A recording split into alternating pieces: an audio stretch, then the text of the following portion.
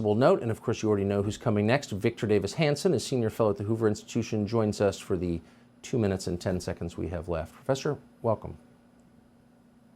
Thank you.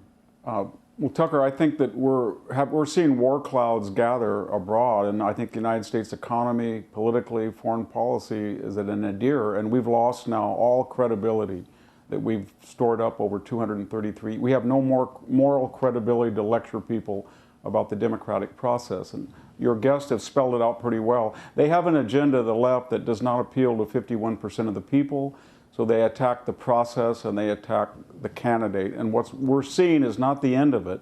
Tonight was the very beginning. This is going to go on through 3 prosecutors for a year and a half with the intent of getting just enough empathy for Donald Trump that he will be nominated, and then seeing him gag ordered, hemorrhaged, and maybe even incarcerated to nullify his viability in the general election. So it's the worst example of third world election tampering. And they don't have a message, and so whether it's symbolically tearing up the State of the Union or denying the Speaker, the Minority Leader in the House appointments, or trying to threaten the filibuster to be ended, or the Electoral College, or pack the court, it's all processed because they don't have a message and they're desperate. They're revolutionaries. We're in the middle of a revolution that we don't even know that we're in.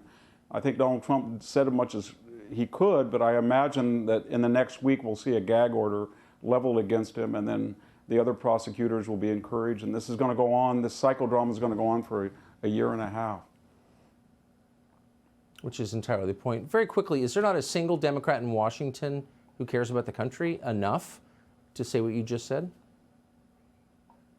I don't think so. I think some people like Joe Manchin have spoken out, but there's no Democratic Party anymore. It doesn't exist.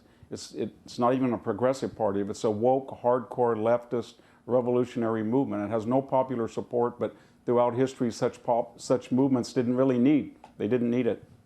They got power anyway. Victor Davis Hanson, thank you so much.